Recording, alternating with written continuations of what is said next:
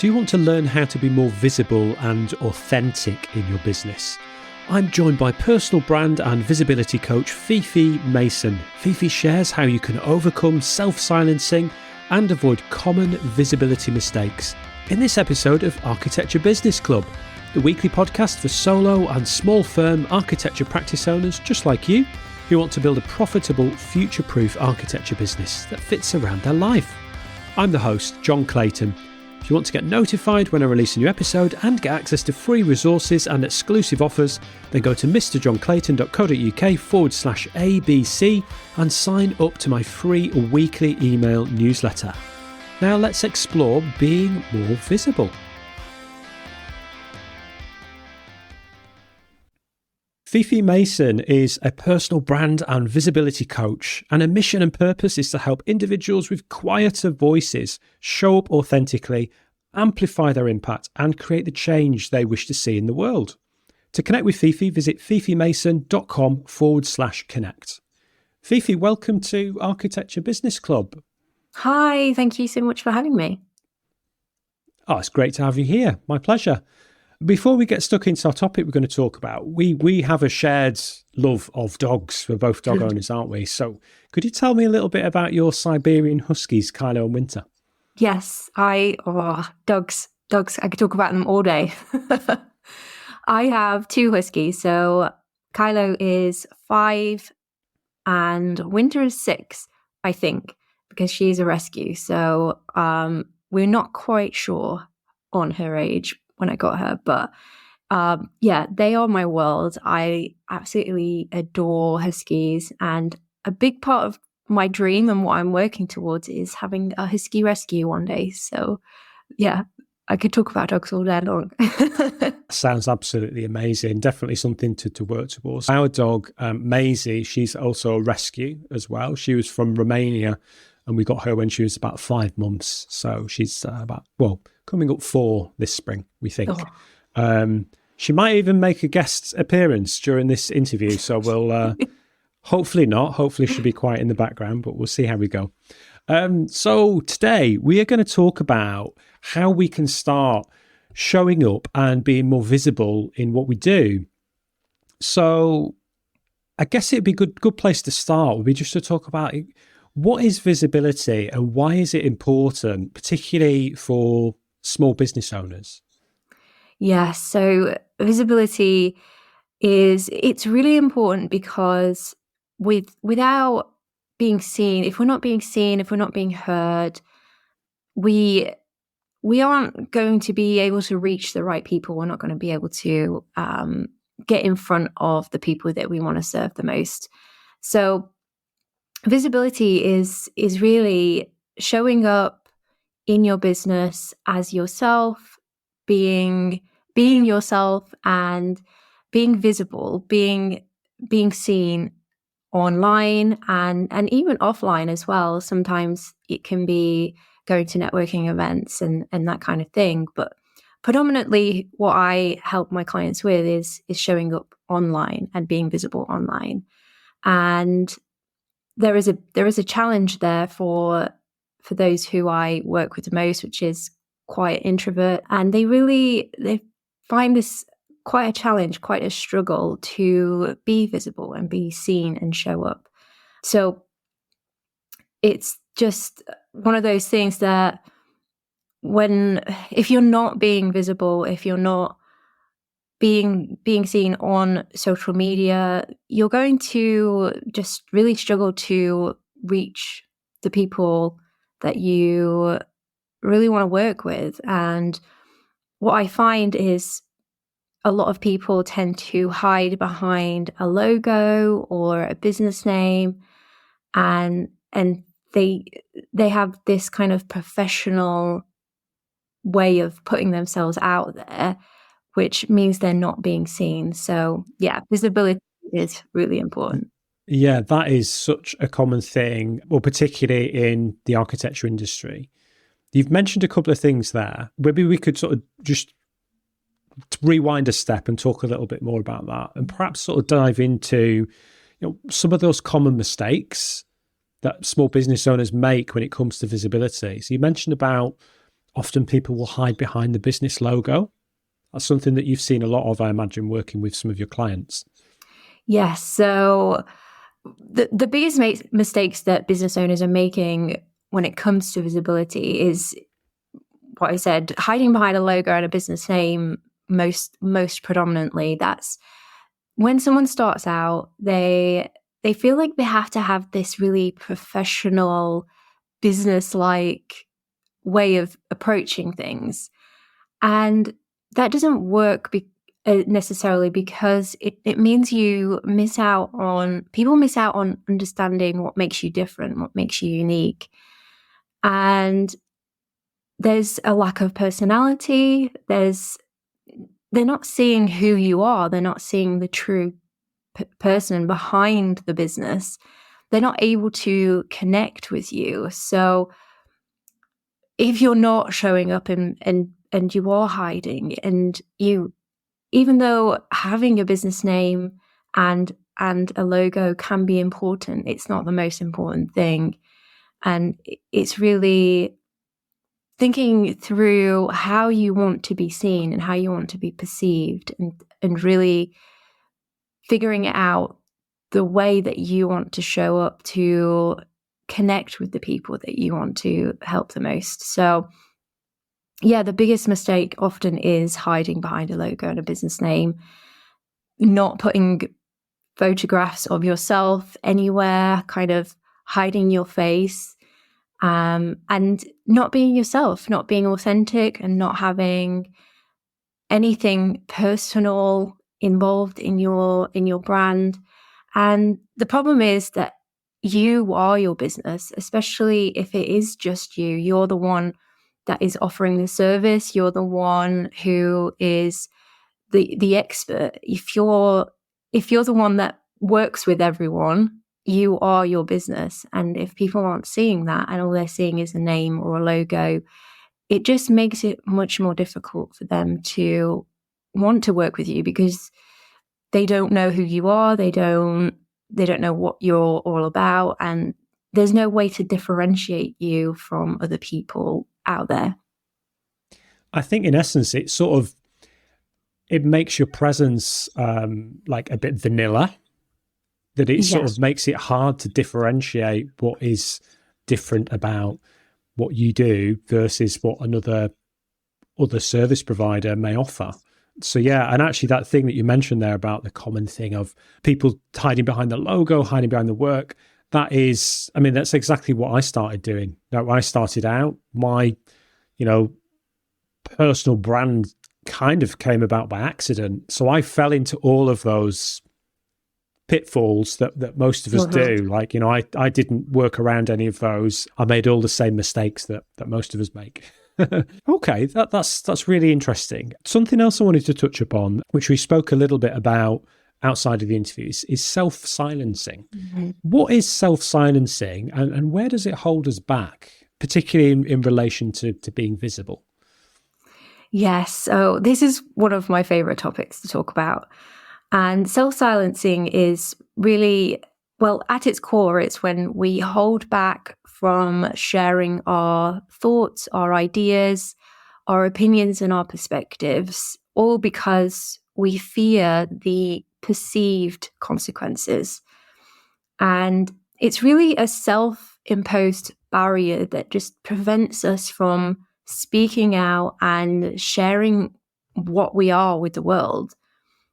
It's also known as self-censoring or self-censorship as well. So if you've ever come across those terms, it's very similar. But it really is just that invisible force that stops us in our tracks, and it makes us feel unsure and uncertain and maybe uncomfortable as we are putting ourselves out there. And really, how it shows up and how it feels is quite different for everyone. There's some commonalities and common reasons why you might be holding yourself back, but it really is a personal thing. But for many, and myself included, it was just a mixture of fears doubts that were stopping me in my tracks. And there was a lot of worry, anxiety, and it was really affecting me professionally in how I was showing up and being visible in the early days of my business when I was freelancing. And then later on, as things progressed, there was different ways in that I was holding back. And I think it shows up in different ways for different people at different times. So it really is just hiding who you are, your own thoughts, your ideas and opinions, because you fear what might happen. And often they are what I call perceived consequences, because they are just things in our head that we think are going to happen. And realistically, what is going to happen tends not to. So how does it feel having been somebody that's had to work through a lot of those barriers of self-silencing to now be somebody that is very visible online? How does that feel now, having made that transition? Oh, that's such a great question. I think once you get to a point where you can let go of a lot of those fears, a lot of those worries, it just makes everything more enjoyable and more fun. And when you show up and you're sharing things and you can see the impact it makes, you can see how other people are inspired by what you're putting out there and sharing with the world, that feeling is incredible. So yeah, I think once you are able to just let go, and really, I think there's a kind of part of that which is not caring anymore, not really having a care that you're going to upset someone or anger them in a way, but still being empathetic and approaching things in a way that is the right way of doing things. You're not going to go out there just to offend people, but what you're saying, what you're talking about isn't intentionally going to hurt anyone, or offend anyone or upset anyone. And the reason that you've been holding back is because you think that it might, even though it's not likely to. And when you do start to share those things and people can resonate with them and relate to them, it's just an incredible feeling, and it's freeing. I think that's the word I would use to describe it. I can totally relate to this, Fifi. I have had put off doing something like this podcast and other ideas that I've had over the years for all of those reasons that you've mentioned. So yeah, I totally resonate with everything you've just said, and it does feel very freeing. That's a great way to put it. Mm-hmm. But for many of us, it does still feels uncomfortable showing up. In some cases, impossible, particularly being in the spotlight, especially online, perhaps on social media. So what tips do you have to help us overcome self-silencing and to authentically show up as the face of our own business? Remember, don't forget to subscribe to my free weekly email newsletter. You can do that at mrjohnclayton.co.uk/ABC. And if you're enjoying this episode, then please visit podchaser.com, search for Architecture Business Club and leave a 5-star review. Now back to the show. Yes. So for those who are struggling with this, I think the first step is really identifying what is holding you back, the reasons why you are not sharing the thoughts that you have, the ideas that you have.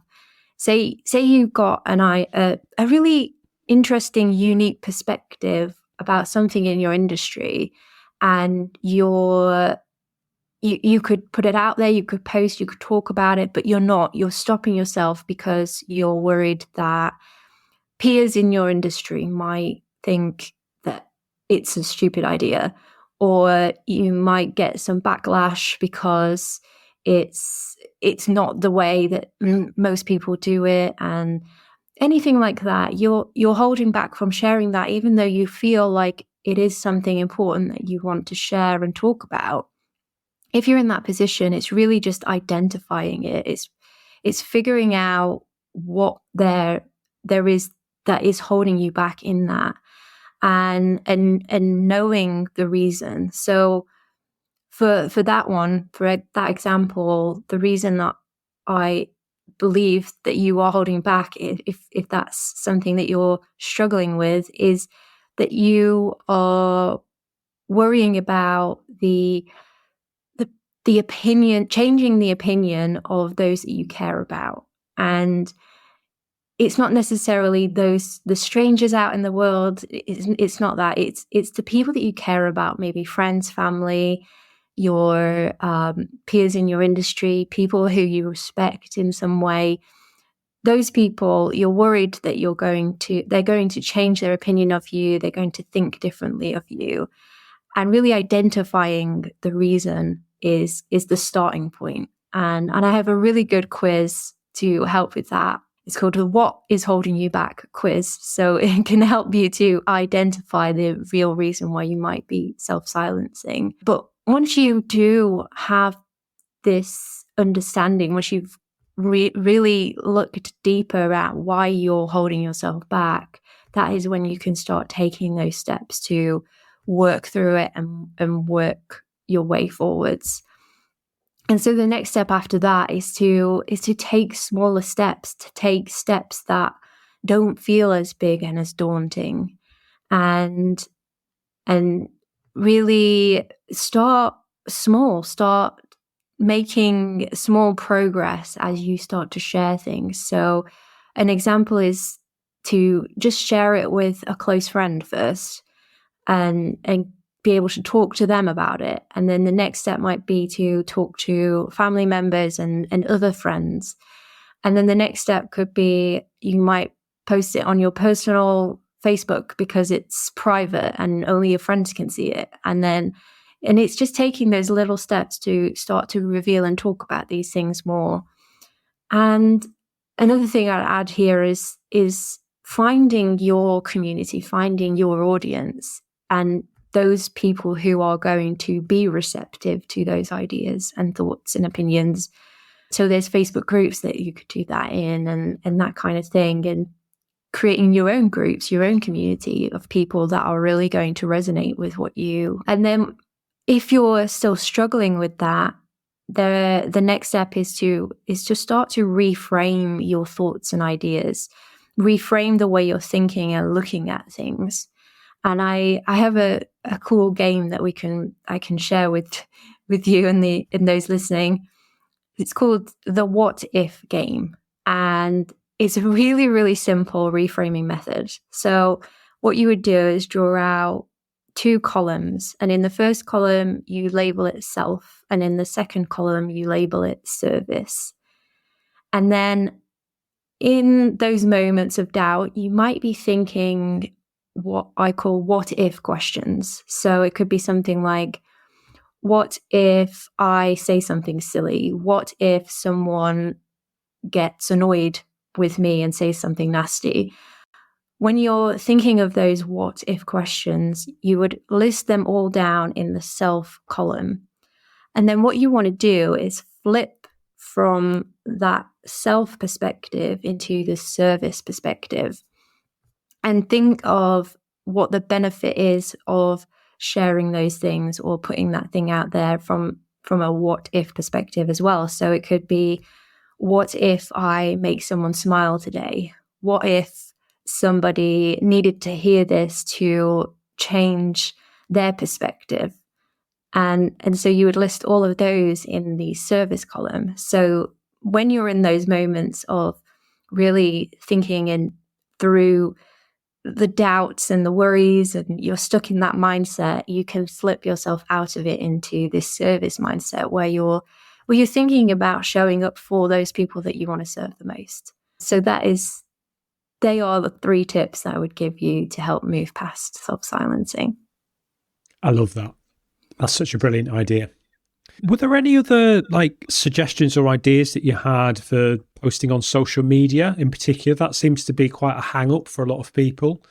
Are there any sort of suggestions for how to go about being a little bit more visible when they're, posting things on their socials? Yes, definitely. Social media is one of the, especially for quiet or introverted types, I find that we are a lot less likely to want to put stuff out there and be seen and be visible. We keep to ourselves a lot more. So it can be a challenge. And yes, so my advice on that, well, I can share 3 social post types to help kind of get you thinking about how you might put some more personal type content out there on social media. So I'm not sure if you've talked about this on your show already, but it comes up a lot. So the know, like, and trust factor is something that when you start to learn more about marketing and that kind of thing, it comes up. It's quite a buzzword. It's a buzz phrase. And even though it is really overused in some instances, it is still something that is a really powerful kind of way of approaching things, and it still stands. It still can help you to think of a way, think through a way of actually showing up on social media as well. So the know, like, and trust factor is really showing people helping people find you and know you and discover what you're all about. They start to like you and then trust you. So following those 3 steps as social media posts, you could put out content for the know, to help people get to know you. And so then the sorts of posts that you might share for that could be like your unique approach or your perspective, content that makes you different. Maybe it's frameworks, maybe it's sharing your opinions, sharing things that are going to stand out because they're quite different in your approach, your own perspective.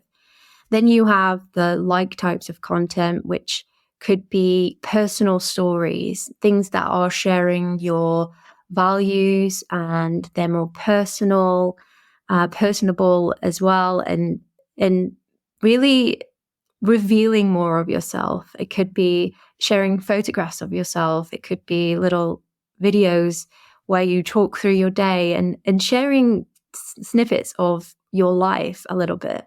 And they are the sorts of content, that the sorts of posts that people are going to start to really like you and really want to know more about you and learn more about you personally. And then you've got the trust types of posts, and they could be testimonials and the social proof of what you're putting out there, of your service, and sharing the results and the outcomes that you provide. So it could be testimonials, client before and afters. It could be case studies, things like that. So the content that really shows that you are making a difference, that you are actually helping people, you are providing the results that you actually want to help people with. So that is the know, like, and trust types of content. And just following that and keeping it in mind as you create content can be really helpful. That's really helpful.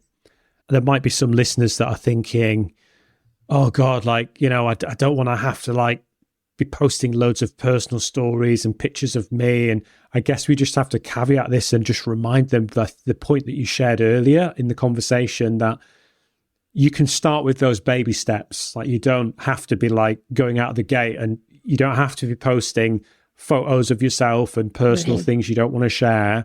This can be a little sprinkling of personality amongst other things you might be talking about online. I think a common thing that a lot of architects and architecture practice owners do is the content they share tends to be very much about the photos of finished projects or visuals of a design they're working on. And it's very much like, hey, look at what I've designed, aren't I great? And it's all about the work and not really about them. Right. But this is a really easy way, just with those 3 different post suggestions, that they could sprinkle some of that into their content that they're putting out there. And it would really help to kind of level up their game to help them become more visible, as well as just letting people know about what great work they do. So I love that. Some great suggestions. Exactly. It is like that. It's just finding the balance for you. And yes, so the no types of content might be the approach that you have, or sharing the work that you've done, but then having those more personal like types of content, and then also the trust, which is really important to show that you're actually getting the results for your clients. And so, so just having that spread out and scattered. And it's a good point that you make, because sometimes you wonder, am I sharing too much of myself? Am I sharing, or it can be the balance that you find there is what you feel comfortable with, and really just to think things through that you're sharing, and know that there's a purpose behind it, rather than it just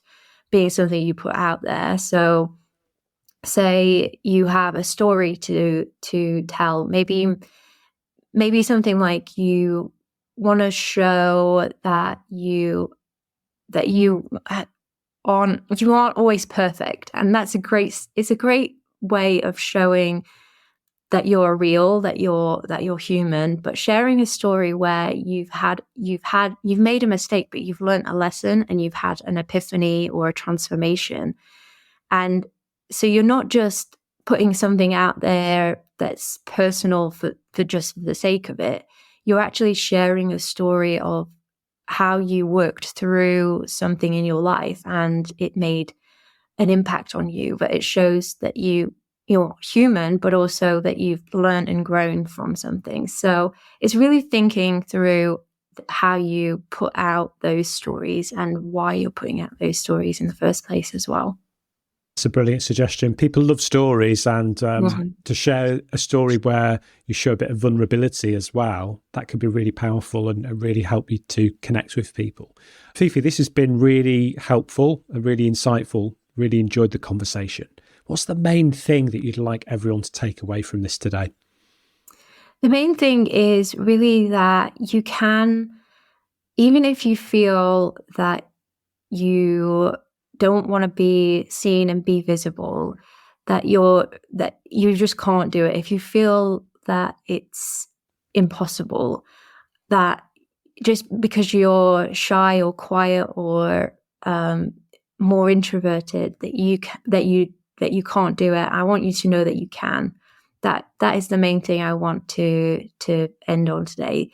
That it is possible as you grow in confidence, as you start to really put yourself out there in these small ways, gradually take these steps, understand what might be holding you back, understand the power of actually showing up and being visible, and that all the things that you really think might happen are not likely to happen. So really just having that hope that you can show up and be visible and feel comfortable doing so, and have that sense of freedom that we talked about as well. I love that. Fifi, is there anything else you wanted to add that we haven't already covered in the conversation? No, I think we covered a lot, and I don't want to overwhelm people with so much stuff. So yeah, it was a great conversation. I loved it. Oh, cool. Me too. There is another question that I'd like to ask. It's got nothing to do with the topic today. It's just something I like to ask the guests on the show. I love travel and discovering new places, and architecture, it's about place. So could you tell me one of your favourite places and what you love about it? It doesn't matter if it's near or far. It could be absolutely anywhere. Does anywhere spring to mind? Every year I go to the Peak District to just go on long walks with my dogs. So that is one of my favorite things to do. So I think it's like Bakewell area. Just love it. Something just calls to me there, and every year I have to go back and have my fix of trawling through all of the nature and on the hikes and things. So I love that place.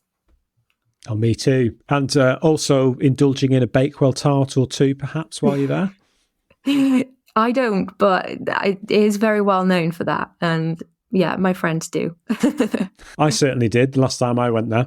That's been awesome. Thanks so much, Fifi. Could you please just remind everybody how they can you remind them how to connect with you and also where they can take your quiz? Yes, so you can connect with me on fifimason.com/connect. And the quiz is on there too. It's the What's Holding You Back quiz. That's brilliant. Thanks so much. Thank you so much for having me. Next time, I'm joined by architectural technologist Ian Chevelle to discuss his unconventional career journey into architecture.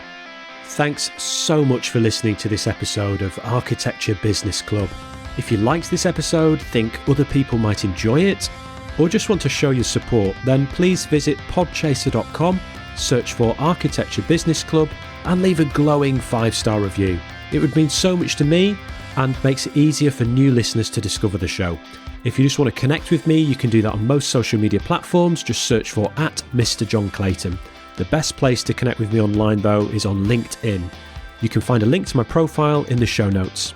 Remember, running your architecture business doesn't have to be hard, and you don't need to do it alone. This is Architecture Business Club.